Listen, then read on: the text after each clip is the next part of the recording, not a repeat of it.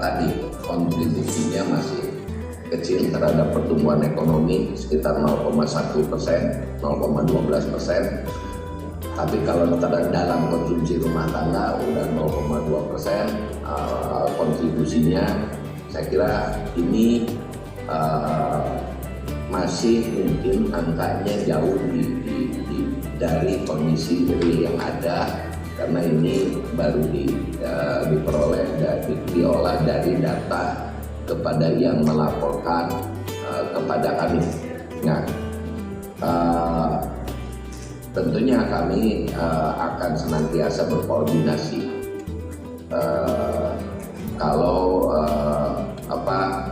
untuk memastikan terjadinya tertib niaga, untuk meningkatkan iklim penjualan langsung yang lebih baik dan mendukung kontribusi yang lebih meningkat lagi terhadap perekonomian Indonesia. Saya kira mungkin itu saja yang bisa saya sampaikan. Saya mengucapkan terima kasih atas undangannya dan saya berharap talk show ini bisa berjalan dengan baik dan memberikan input-input yang positif untuk masukan kepada dalam rangka penyusunan kebijakan pemerintah, program pemerintah, dan tentunya bisa berkontribusi lebih tinggi lagi terhadap pertumbuhan ekonomi nasional. Demikian, terima kasih. Warahmatullahi wabarakatuh. Selamat siang, salam sejahtera, salam sehat untuk kita semua, sahabat Apri dan para blogger dan youtuber yang meramaikan kegiatan kita implementasi new normal pada industri direct selling dalam era digitalisasi terhadap para pelaku usaha. Judulnya luar biasa. Mudah-mudahan materi yang ingin saya sampaikan nyambung, akan saya sambung-sambungkan. Slide-nya banyak, 30. Kalau tadi Pak Dirjen cuma 5 gitu ya. Slide-nya boleh banyak, tapi saya sampaikan waktu sesuai dengan yang diberikan gitu ya.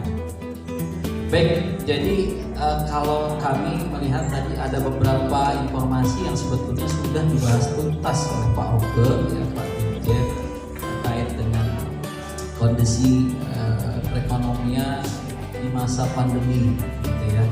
Kita sempat terjerembab sangat dalam konstruksi dan alhamdulillah bisa bangkit di semester kedua tahun ini, mulai kembali positif, dengan juga kondisi pandemi kita juga sudah mulai membaik lagi ya. PMI Index menunjukkan pandemi kita sudah di bawah 50.000, walaupun Oktober mulai naik lagi. Nah, ini juga mulai hati-hati lagi. Karena apa? Kunci pengendalian dari COVID-19 ini adalah sangat erat dengan kita bicara investasi. Karena investasi seperti kita ketahui adalah motor utama dari pertumbuhan ekonomi itu sendiri. Nah, ketika investasi kita bisa kendalikan pertumbuhannya dengan menjaga kunci utamanya itu adalah pengendalian pandeminya, insya Allah kita bisa bergerak lebih fleksibel, lebih leluasa. Seperti yang sekarang kita lakukan talk show seperti ini kan udah luar biasa. Jadi biasanya kita natap monitor saja. Alhamdulillah sekarang sudah bisa langsung webinar. Terus langsung di sini ya, walaupun tadi kenapa Oke masih juga melalui Zoom gitu ya. Tapi intinya adalah kita berada di dalam new normal. New normal itu pun keseluruhan. Ketika kita bicara investasi pun kita berada di dalam kondisi new normal. Kenapa saya bilang seperti itu? Dengan kondisi dan tantangan yang saat ini terjadi, ya, pertumbuhan ekonomi, investasi menjadi kunci berdasarkan RKP rencana kerja pemerintah tahun 2021. Kita punya kebutuhan investasi sebesar 5.800 sampai 5.900 triliun, gitu ya. Itu 90%-nya dari swasta, 10%-nya dari pemerintah dan BUMN. Artinya peran penting swasta tinggi dari 5.800 sampai 5.990% kontribusi dari swasta.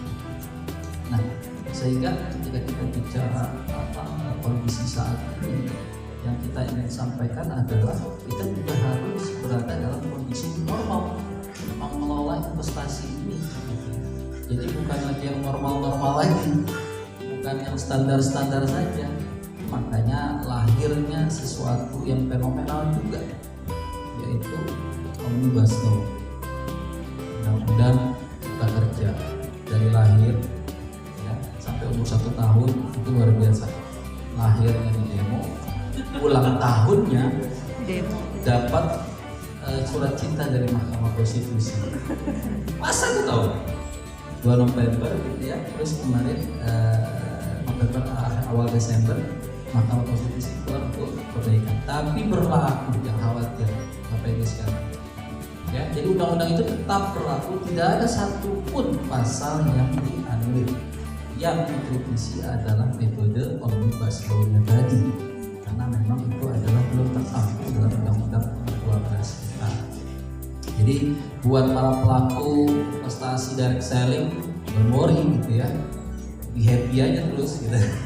Terus kita menatap kondisi yang lebih positif, karena memang seperti yang tadi, walaupun tadi mengalami secara internal ya di Indonesia mengalami penurunan, secara general dunia dari selling sendiri justru malah mengalami kenaikan rata-rata 6% gitu ya. Kalau di data kami itu bisa bisa slide-nya jalannya. Nah, ini kita bisa skip saja, sudah disampaikan juga.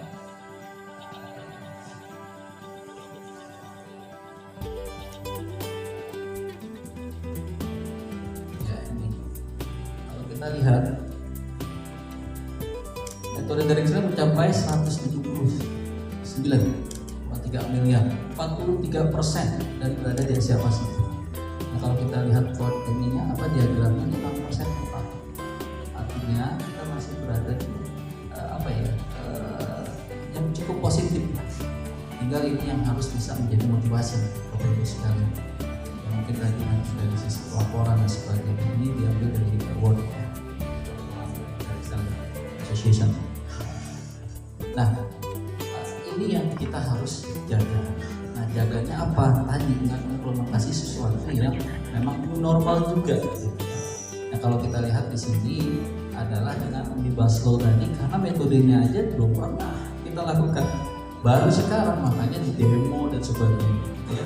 Tapi kalau kita lihat sebetulnya ini adalah tujuannya tadi, kita termasuk negara yang memiliki kemudahan berusaha, rankingnya itu secara dunia itu berada di posisi 73. Ranking starting bisnisnya sendiri itu berada di 140 ya, 2020. Artinya kita harus melakukan sesuatu yang luar biasa sehingga agar bisa memberikan kemudahan usaha tersebut. Salah satunya itu makanya kita ada klaster kemudahan usaha. Ya, ada 11 klaster. Sebanyak 79 undang-undang yang kita revisi menjadi satu undang-undang. Gitu ya. Dengan 186 pasal 15 bab. Baru undang-undangnya. Nah, kita bicara peraturannya. Nah, ini luar biasa. Peraturannya PP-nya itu sebanyak 51. Ya. PP-nya saja. Ya, 47 PP, 4 Perpres. Jadi total 51. Kalau kita bicara perizinan berusaha berbasis resiko, ini yang barunya gitu ya, karena lahir di masa pandemi juga, jadi generasi pandemi gitu ya. Ini di PP 5 tahun 2021. Dulu kita sudah kenal OSS, tapi OSS 1.0 atau OSS 1.1. Yang kita sekarang ini adalah generasi pandeminya OSS berbasis resiko atau OSS RPI, risk based approach ya, yang didasari oleh PP 5 tahun 2021.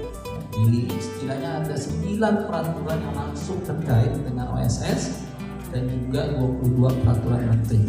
Kalau peraturan menteri totalnya 194. Nah, ini yang perlu kita jaga bareng-bareng walaupun kita keputusan Mahkamah Konstitusi untuk terus melakukan perbaikan-perbaikan. Artinya tetap maju, tetap go, dan semoga ya bidang usaha direct selling ini juga termasuk ya diberikan kemudahan gitu ya, dan diberikan kepastian. Karena ketika kita bicara OSS RTA, bedanya apa sih? Bikin ribet aja gitu kan, ganti-ganti sistem gitu. Yang kemarin udah 2 tahun udah mulai bagus, terus lahir lagi yang baru, bikin gregetan lagi gitu ya. Ada yang kemarin Pak Arif ya, Herbalife itu terkendala sistemnya, ketemu saya ya alhamdulillah di Mas Riti ada dengan Pak Roni juga, Bu Nina dibantu juga ya alhamdulillah kita berikan beberapa kepastian. Intinya sebenarnya kita ingin memberikan perubahan-perubahan yang arahnya kemudahan, walaupun pada implementasinya masih dirasakan ini mah nggak mudah gitu ya wajar karena sistem nature-nya itu pasti di atas 2 tahun ya, stabil betul-betul gitu. Ini baru 4 bulan kalau bayi masih nyerahkan. Jadi ini yang perlu kita pahami. Artinya kalau kita lihat di sini ada lagi, kita kenalnya juga ada beberapa perubahan nomenklatur. Ya dulu izin lokasi sekarang KKPR gitu ya, izin lingkungan, persetujuan lingkungan, izin dirikan bangunan jadi persetujuan bangunan gedung. Ngapain sih ubah-ubah dari izin ke persetujuan? Kan sama-sama juga persetujuan pemerintah. Ya, tapi bedanya itu adalah ketika persetujuan sama memang dikeluarkan oleh pemerintah, tapi tidak mengikat sebagai izin. Karena izin itulah yang harus kita sederhanakan. Kita dikenal sebagai negara yang hyper regulation, obesitas terhadap perizinannya juga. Sehingga ya tadi kemudahan berusahanya kan suatu, mohon maaf Bu Ina ya, obesitas jadinya langsung tersinggung Bu ya. Bukan itu Bu ya. Jadi memang betul Bu, regulasi kita luar biasa ya. Nah, dengan adanya ini kita memasukkan izin hanya untuk resiko tinggi saja.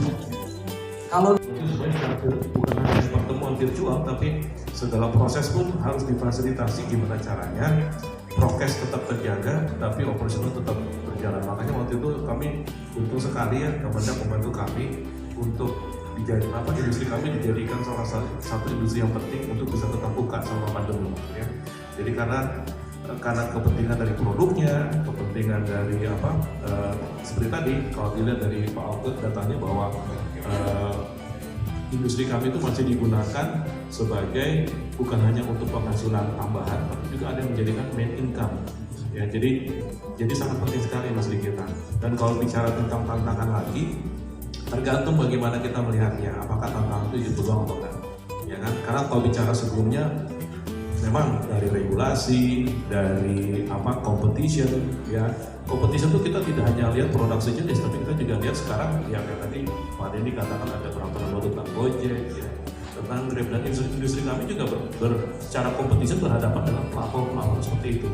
Makanya tadi Pak Petrus juga mengatakan tentang kepentingan kita di online marketplace, ya kayak tadi menurut kita harus ada kajian tersendiri karena sudah semakin berkembang. Apakah mungkin kita juga mengeluarkan usulan pada pemerintah sehingga ada kebijaksanaan, kita juga bisa membuat suatu aplikasi yang berguna buat mitra kita dalam menjalankan bisnisnya.